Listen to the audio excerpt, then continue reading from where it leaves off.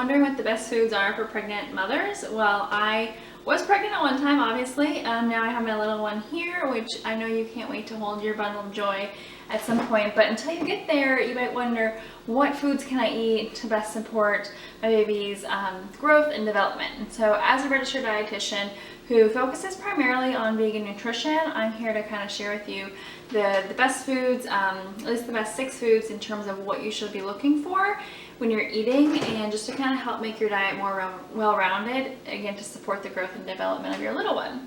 So the first thing are oats and whole grains. So this is obviously a huge container of oats. Oats are going to be a great source of fiber, of B vitamins, and that's going to help with metabolism, with growth, but also the fiber helps you, mamas, with any kind of constipation that you may be experiencing in pregnancy. Oats are also going to be a really good source of some of the ingredients that you need for breastfeeding, if that's what you choose to do later on. And so it can be nice just to kind of start your day, or whether it's with overnight oats or even blending like a 1/4 cup into a smoothie. If you do smoothies in the morning, just to kind of get in some of those whole grains, B vitamins, iron, and then some fiber and a little bit of protein there too. So definitely start now with oats, and then that way you can kind of carry it all the way through. Now, also when it comes to iron, whole grains are a good source. Iron is another, so you want whole grains. You also want iron-based foods, right? So your meats, if you eat meat, if you don't eat meat, things like beans, and then dark green leafy vegetables are fantastic sources of iron, as well as those whole grains. So here we have some spinach.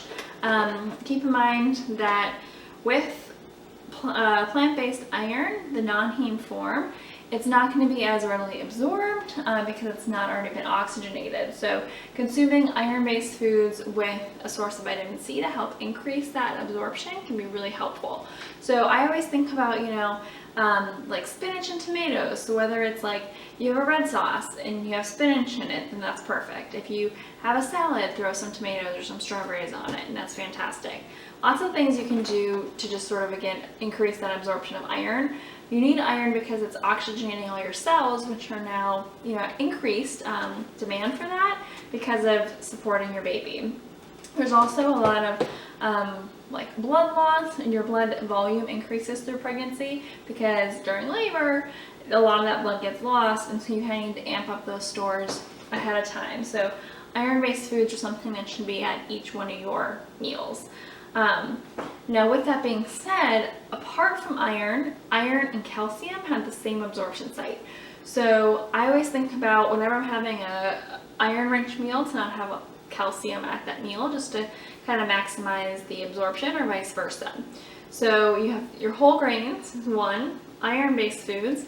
Calcium-rich foods are going to be the 3rd food. So fortified non-dairy products like almond milk, soy milk are going to have that calcium, or if you do dairy, then that's perfectly fine too. There is going to be calcium in some of these dark green leafy vegetables. In spinach, it's pretty bound up, but in things like bok choy and broccoli, you're going to have more of that. So you definitely want to have calcium-rich foods 3 times a day.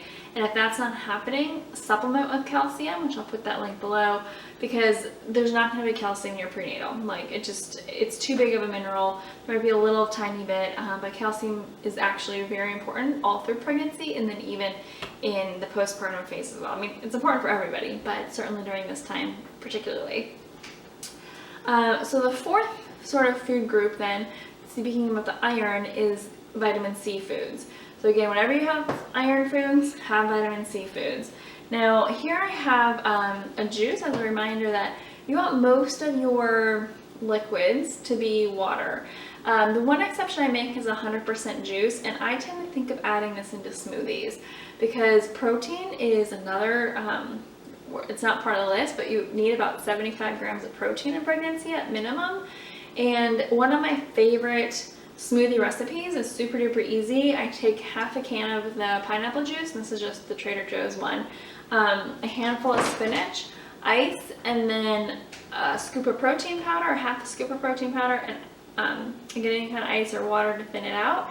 And you have the iron, you have the vitamin C, and you have protein. It's a fantastic snack option. So vitamin C foods, again, with the iron foods are great. And then if you can combine it with protein, even better.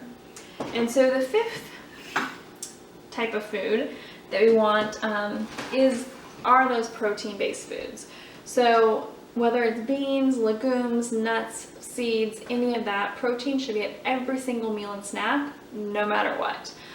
Even if you don't always feel like it, because of course that is the one thing that if you're not, hungry during pregnancy or you're not feeling so up to it, you still need to eat, and particularly focusing on protein foods first.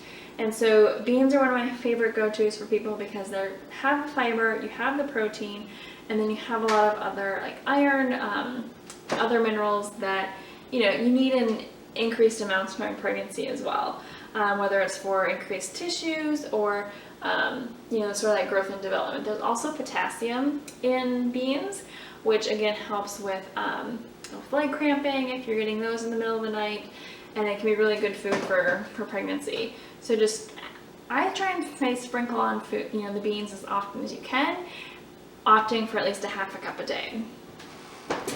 Alrighty, and then the last food that I wanted to focus on were nuts and seeds and sources of healthy fats.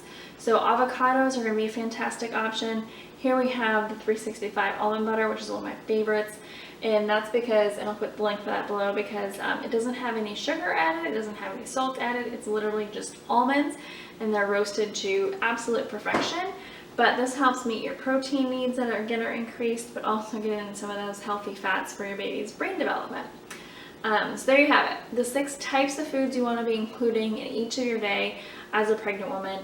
I know there's a bajillion other foods out there, and don't get too overwhelmed with like the amounts and the values, because honestly, day to day you're not going to need to know that. Just try to focus on having protein at every meal, calcium-rich foods 2 to 3 times a day, iron-rich foods 3 times a day, with a source of vitamin C, also including those whole grains, and you are going to be off to a very, very fantastic start and meet your bundle of joy real soon. If you have any questions or comments, post them below. Also check out those links below, and subscribe, like. Until next time, thanks for watching. Keep it kind.